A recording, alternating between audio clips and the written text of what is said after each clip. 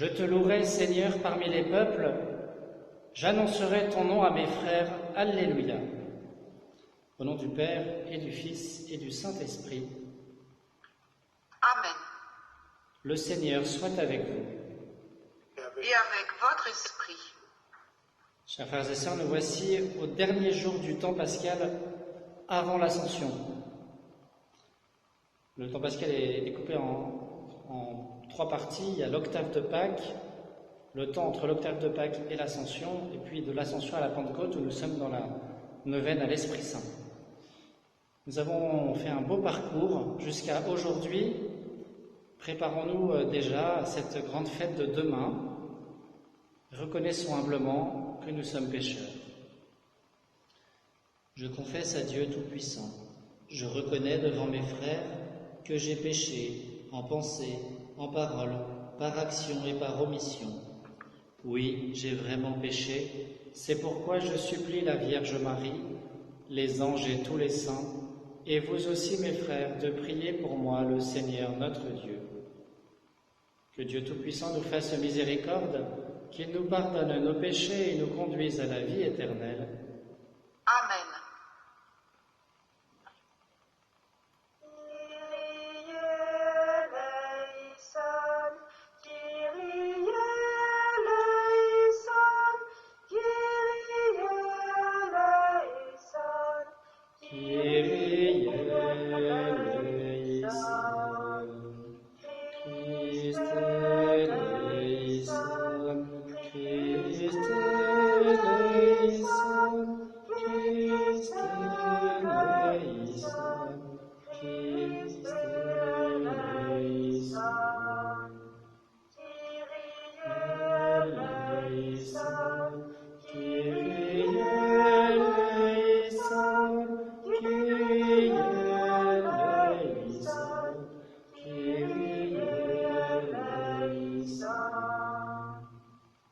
Prions le Seigneur. Puisque nous célébrons dans la foi, Seigneur, la résurrection de ton Fils, fais-nous partager la joie de tous les saints quand il apparaîtra sur les nuées du ciel, lui qui règne avec toi et le Saint-Esprit, maintenant et pour les siècles des siècles. Amen.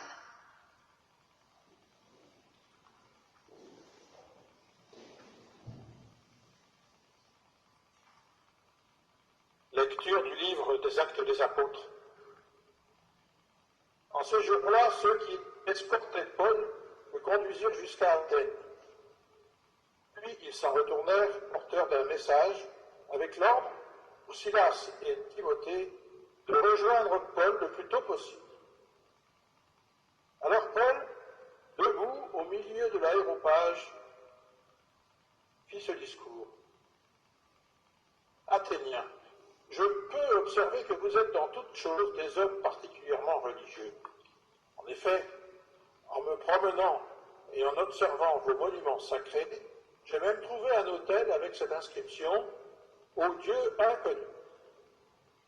Or, ce que vous vénérez sans le connaître, voilà ce que moi, je viens vous annoncer. Le Dieu qui a fait le monde et tout ce qu'il contient, lui qui est Seigneur du ciel et de la terre, n'habite pas des sanctuaires faits de mains d'hommes. Il n'est pas non plus servi par des mains humaines, comme s'il avait besoin de quoi que ce soit. Lui qui donne à tous la vie, le souffle et tout le nécessaire. À partir d'un seul homme, il a fait tous les peuples pour qu'ils habitent sur toute la surface de la terre, fixant les moments de leur histoire et les limites de leur habitat. Dieu les a faits pour qu'ils le cherchent et, si possible, l'atteignent et le trouvent. Lui qui, en fait, n'est pas loin de chacun de nous. Car c'est en lui que nous avons la vie, le mouvement et l'être. Ainsi l'ont également dit certains de vos poètes, nous sommes de sa descendance. Si donc nous sommes de la descendance de Dieu, nous ne devons pas penser que la divinité est pareille à une statue d'or, d'argent, de pierre sculptée par l'art et l'imagination de l'homme. Et voici que Dieu, sans tenir compte des temps où les hommes l'ont ignoré, leur enjoint maintenant de se convertir tous et partout. En effet, il a fixé le jour où il va juger la terre avec justice, par un homme qu'il a établi pour cela, quand il l'a accrédité auprès de tous, en le ressuscitant d'entre les morts. Quand ils entendirent parler de résurrection des morts, les uns se moquaient, les autres déclarèrent « Là-dessus, nous t'écouterons une autre fois ». C'est ainsi que Paul, se retirant du milieu d'eux, s'en alla. Cependant, quelques hommes s'attachèrent à lui et devinrent croyants. Parmi eux, il y avait Denis, membre de l'aéropage, et une femme nommée Damaris, ainsi que d'autres avec eux. Après cela, Paul s'éloigna d'Athènes et se rendit à Corinthe. Parole du Seigneur. Nous rendons grâce à Dieu. Le ciel et la terre sont remplis de ta gloire. Le ciel et la terre sont remplis de ta gloire. Louez le Seigneur du haut des cieux, louez-le dans les hauteurs. Vous, tous ces anges, louez-le tous les univers. Le ciel et la terre sont remplis de ta gloire. Les rois de la terre et tous les peuples, les princes et tous les juges de la terre, tous les jeunes gens et jeunes filles, les vieillards comme les enfants. Le ciel et la terre sont remplis de ta gloire. Qu'ils louent le nom du Seigneur, le seul au-dessus de tout nom. Sur le ciel et sur la terre, sa splendeur, louange de tous ses fidèles. Le ciel et la terre sont remplis de ta gloire. Alléluia, Alléluia, Alléluia, Alléluia, Alléluia, Alléluia, Alléluia. Moi, je prierai le Père et il vous donnera un autre défenseur qui sera pour toujours avec vous.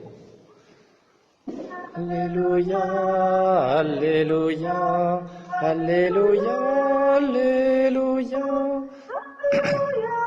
Alléluia, Alléluia, Alléluia. Le Seigneur soit avec vous. Et avec votre esprit. Évangile de Jésus-Christ selon saint Jean. Gloire à toi, Seigneur. En ce temps-là, Jésus disait à ses disciples : « J'ai encore beaucoup de choses à vous dire, mais pour l'instant, vous ne pouvez pas les porter. Quand il viendra, lui, l'Esprit de vérité, il vous conduira dans la vérité tout entière. En effet, ce qu'il dira ne viendra pas de lui-même, mais ce qu'il aura entendu, il le dira, et ce qui va venir, il vous le fera connaître. Lui me glorifiera, car il recevra ce qui vient de moi pour vous le faire connaître. Tout ce que possède le Père est à moi. Voilà pourquoi je vous ai dit, l'Esprit reçoit ce qui vient de moi pour vous le faire connaître. » Acclamons la parole de Dieu. Louange à toi, Seigneur Jésus. Chers frères et sœurs, nous arrivons avec Paul à Athènes. On est dans son deuxième grand voyage missionnaire. Cette fois-ci, il est entré en Europe. Il a visité la Macédoine, avec notamment la ville de Philippe. Il est allé à Bérée. Et puis, il est descendu en direction de Corinthe. Et sur la route de Bérée à Corinthe, il y a Athènes. Athènes, ville bien connue, la grande capitale grecque, quelques siècles plus tôt. Elle est, depuis la conquête des Romains, sûrement pour supplanter la culture grecque, les Romains ont un peu délaissé Athènes, l'ont méprisée. Et Athènes, donc, s'est recroquevillée sur sa culture ancestrale, traditionnelle, avec les philosophes. Mais elle a perdu tout son poids politique, ce n'est plus qu'une petite bourgade de province aux yeux des Romains.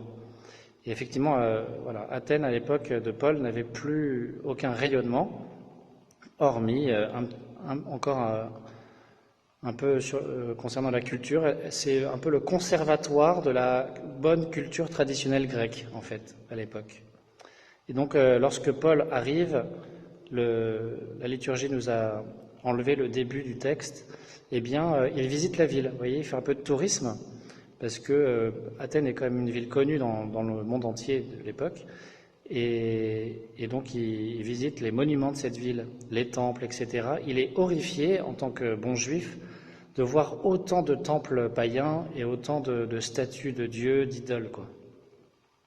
Et au cours de sa visite, donc, il voit même un temple avec un autel sur lequel il y a écrit « Ô Dieu inconnu », parce que les Grecs savaient qu'il y avait plein de dieux, enfin pensaient qu'il y avait plein de dieux plutôt, et avaient très peur qu'il y en ait un qui soit oublié, et que du coup ça le mette en colère, et du coup qu'il précipite des catastrophes sur la terre, sur Athènes. Voilà pourquoi ça existe vraiment, on a retrouvé des inscriptions de ce type.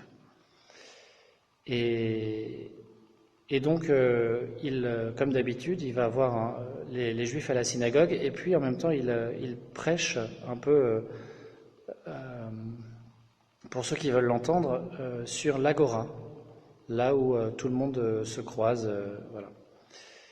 Et justement, c'est un lieu où se réunissent régulièrement, tous les jours, les philosophes de différentes écoles de philosophie qui discutent entre eux autour d'un maître. Et donc, ils voient Paul discourir et ils se disent « Mais qui est ce perroquet bavard ?» Vous verrez dans le texte, il y a ce mot-là, ce ramasseur de graines, enfin on ne sait pas très bien comment le traduire. Qu'est-ce qu'il raconte ? Eh bien, et puis il le convoque à l'assemblée officielle d'Athènes pour que Paul puisse exposer son message. Ce n'est pas du tout un jugement, c'est que ça les intéresse. Vous voyez, donc ça nous montre déjà l'intérêt initial des Grecs, des Athéniens du moins, assez curieux de découvrir une nouvelle pensée, une nouvelle philosophie. Et donc Paul, debout au milieu de l'aréopage, là où il a été convoqué, donc ce n'est plus à l'agora, c'est là où il y a les assemblées officielles d'Athènes, l'aréopage, et bien il fait ce grand discours que nous avons entendu, qui, 2000 ans plus tard, n'est pas hyper évident à suivre. En fait, il s'adresse aux Athéniens et notamment à des épicuriens et à des stoïciens. Saint Luc le précise. Et dans ce qu'il dit, il y a beaucoup d'accroches, beaucoup de points communs, de points de convergence en tout cas avec le stoïcisme. Pas trop avec l'épicurisme, qui est vraiment une philosophie matérialiste, donc il est difficile de faire des ponts avec le christianisme. Mais avec le stoïcisme, qui est une grande sagesse, qui d'ailleurs a eu une influence dans l'Église dans les siècles suivants, eh bien, il y a pas mal de points communs. Et Paul commence par relever dans la culture grecque ce qui est vrai, ce qui est beau. Il commence par citer cet autel au Dieu inconnu, en flattant un peu son auditoire en disant qu'ils sont particulièrement religieux, voilà. Et il prend ce qui est beau, donc notamment certaines pensées stoïciennes, pour aller jusqu'au bout de la vérité en annonçant le Christ. Voilà, chers frères et sœurs, ce que nous aussi, aujourd'hui, nous avons à faire, puisque nous sommes dans un pays complètement déchristianisé, donc qui devient païen, pour être clair. Eh bien, nous, les chrétiens, nous avons à faire la même chose que Paul, relever dans notre culture, dans la culture dans laquelle on est, ce qui est beau, ce qui est bon et ce qui est vrai, pour pouvoir annoncer le Christ. Vous voyez, par exemple, avec cet épisode du coronavirus, dont il y a beaucoup de choses à dire, eh bien, on a vu un élan étonnant pour préserver la vie humaine, et notamment la vie des personnes âgées, même si, par ailleurs, on les a un peu abandonnés dans les EHPAD en interdisant les visites. D'un autre côté, il y a eu quelque chose de beau, là, à vraiment souligner, à relever, c'est qu'on s'est battu pour que, on n'élimine pas par décret toutes les personnes âgées en disant on va sauver que les moins de 80 ans ou moins de 70 ans, vous voyez. Alors que ça fait 10 ou 20 ans qu'il y a des associations qui militent pour l'euthanasie et que, soi-disant, une grosse majorité des Français sont pour l'euthanasie, là, ils auraient pu avancer sur cette question, ça s'y prêtait. Eh bien non, il Il y a eu un sursaut de défense de la vie, quelque part. Tout ce que je dis est à nuancer, parce qu'évidemment, vous avez bien vu qu'on n'a pas protégé la vie toujours et partout. Mais voilà quelque chose de bon, de beau et de vrai à souligner. Même les personnes très âgées ont la même dignité que les petits-enfants. Voilà. Paul nous montre donc ici comment nous adresser à une culture qui est devenue païenne. Cela doit nous inspirer pour la réévangélisation de la France, dans laquelle nous sommes appelés à nous engager, notamment la nouvelle génération, Omblin, il va falloir qu'on se retrousse les manches. Et donc voilà, il énonce un certain nombre de vérités et il part donc de Dieu Providence, qui a fait le monde, qui a créé l'homme, qui a donné à tous les êtres vivants la vie, le souffle, tout le nécessaire, la vie, le mouvement et l'être. Et il dit cette phrase importante que nous pouvons répéter à nos contemporains. Dieu a fait les hommes pour que nous le cherchions. Il y a dans le cœur de tout homme un creux qui cherche toute la vie, le bonheur, la vérité, la justice, la paix, l'absolu, etc. Cette espèce de creux qu'on a dans le cœur qui ne sera jamais rempli avant le ciel, eh bien, c'est Dieu qui nous l'a mis là pour que nous le cherchions et si possible que nous le trouvions. Et nous, les chrétiens, nous avons le message qui remplit ce creux. Saint Paul redira ça dans le chapitre 1 de la lettre aux Romains. Vous pouvez lire comment la création nous fait chercher le Créateur. Et puis Saint Augustin ne dit pas autre chose en disant que toute sa vie il a cherché Dieu à l'extérieur de lui et que finalement il l'a trouvé au-dedans de lui. Alors voilà, donc il continue son discours et lorsqu'il parle de la résurrection, eh bien ça fait rigoler tout le monde et ils partent sans se convertir, sauf quelques-uns. En apparence, c'est donc un échec de Paul. En apparence parce qu'en fait, il y a quand même des conversions, il y a quand même une église qui naît à Athènes. Mais ça nous rappelle cette belle phrase de Sainte Bernadette au curé de Lourdes. « Je ne suis pas chargé de vous convaincre, je suis chargé de vous l'annoncer. » Voilà, la Vierge Marie lui avait dit de le dire, après, à chacun, avec sa liberté, d'adhérer.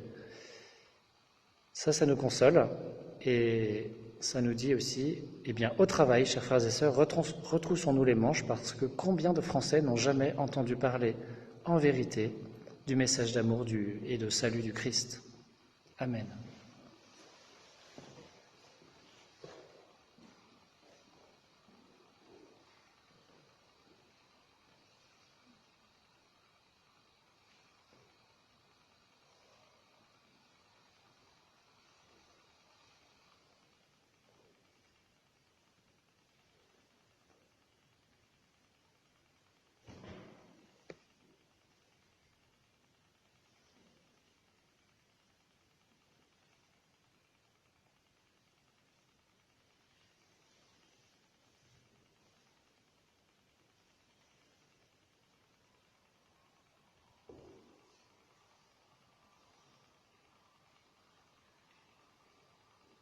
Tu es béni, Dieu de l'univers, toi qui nous donnes ce pain, fruit de la terre et du travail des hommes, nous te le présentons, il deviendra le pain de la vie.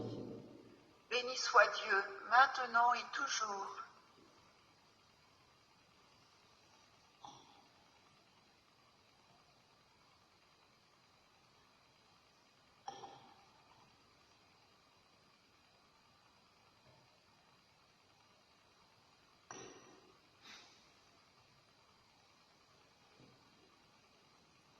Tu es béni, Dieu de l'univers, toi qui nous donnes ce vin, fruit de la vigne et du travail des hommes, nous te le présentons, il deviendra le vin du royaume éternel. Béni soit Dieu, maintenant et toujours.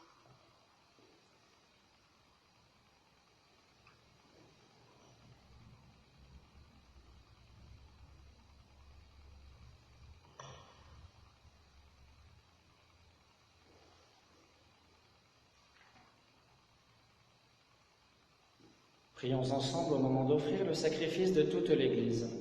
Pour la gloire de Dieu et le salut du monde. Seigneur notre Dieu, dans l'admirable échange du sacrifice eucharistique, tu nous fais participer à ta propre nature divine. Puisque nous avons la connaissance de ta vérité, accorde-nous de lui être fidèles par toute notre vie, par Jésus le Christ notre Seigneur. Amen. Le Seigneur soit avec vous. Et avec votre esprit, Élevons notre cœur. nous le tournons vers le Seigneur. Rendons grâce au Seigneur notre Dieu. Cela est juste et bon. Vraiment, il est juste et il est bon de te glorifier, Seigneur, en tout temps, mais plus encore en ces jours où le Christ, notre Pâque, a été immolé. En détruisant un monde déchu, il fait une création nouvelle, et c'est de lui que nous tenons désormais la vie qu'il possède en plénitude. C'est pourquoi le peuple des baptisés, rayonnant de la joie pascale, exulte par toute la terre, tandis que les anges dans le ciel chantent sans fin l'hymne de ta gloire. Saint, Saint, Saint, le Seigneur, Dieu de l'univers, le ciel et la terre sont remplis de ta gloire. Hosanna au plus haut des cieux, béni soit celui qui vient au nom du Seigneur. Hosanna au plus haut des cieux.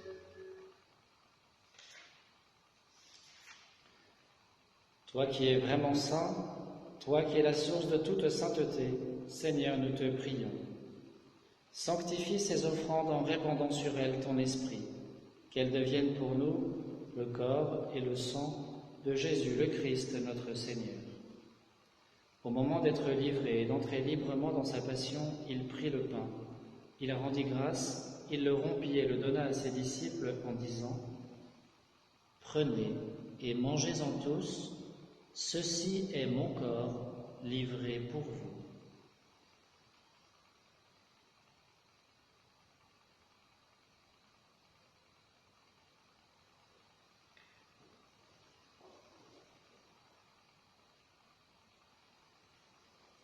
De même, à la fin du repas, il prit la coupe.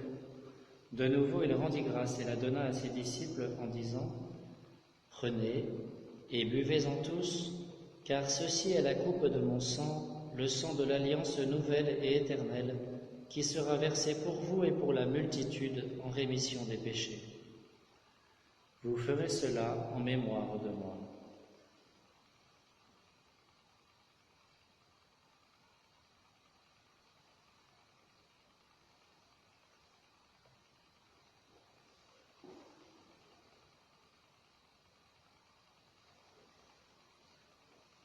Proclamons le mystère de la foi. Gloire à toi, Seigneur, gloire à toi qui étais mort, gloire à toi qui es vivant, notre Sauveur et notre Dieu. Viens, Seigneur Jésus. Faisant ici mémoire de la mort et de la résurrection de ton Fils, nous t'offrons, Seigneur, le pain de la vie et la coupe du salut, et nous te rendons grâce, car tu nous as choisis pour servir en ta présence. Humblement, nous te demandons qu'en ayant part au corps et au sang du Christ, nous soyons rassemblés par l'Esprit Saint en un seul corps. Souviens-toi, Seigneur, de ton Église répandue à travers le monde. Fais-la grandir dans ta charité avec le pape François, notre évêque Roland et tous ceux qui ont la charge de ton peuple.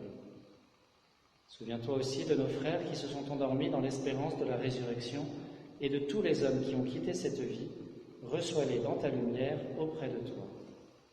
Sur nous tous enfin, sur Ariane et Guillaume, nous implorons ta bonté.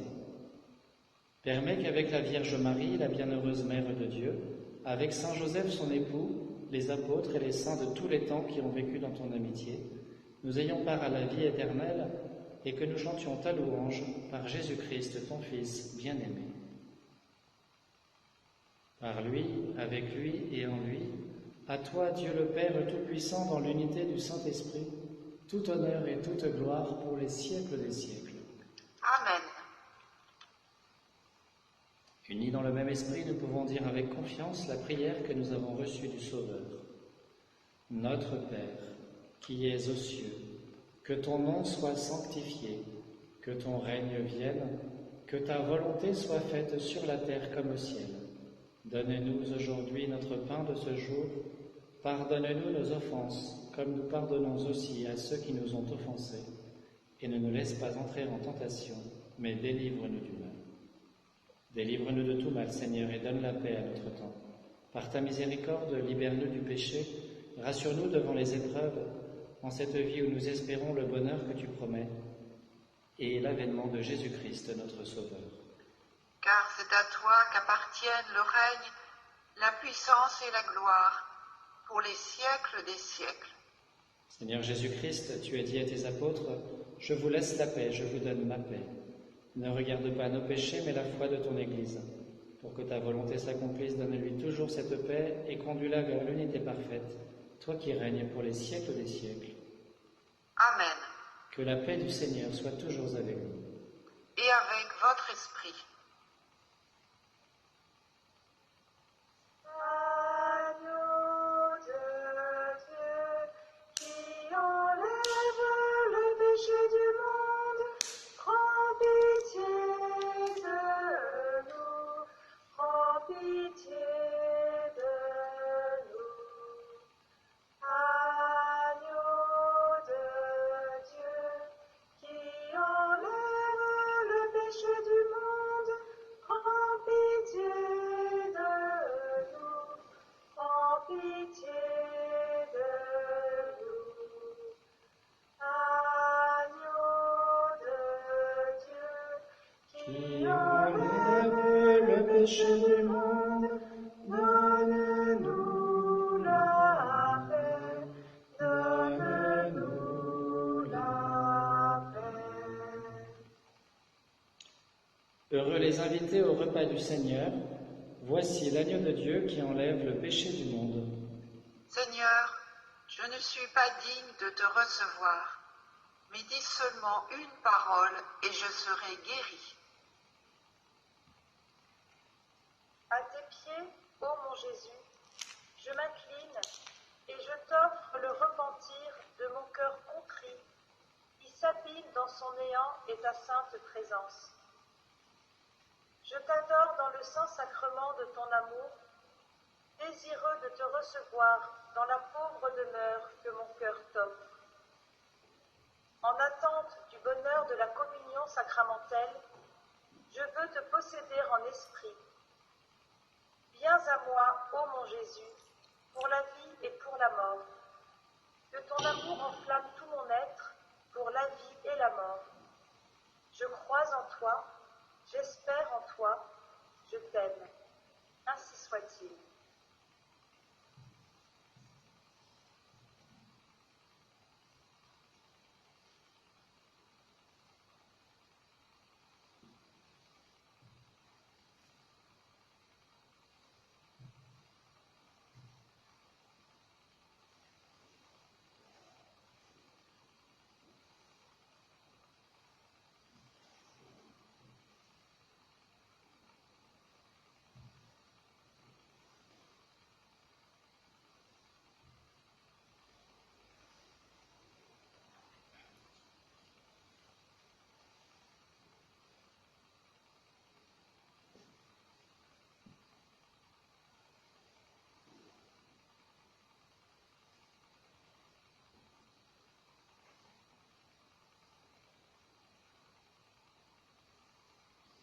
Je vous ai choisi, je vous ai pris dans le monde, dit le Seigneur, afin que vous partiez, que vous donniez du fruit et que votre fruit demeure. Alléluia.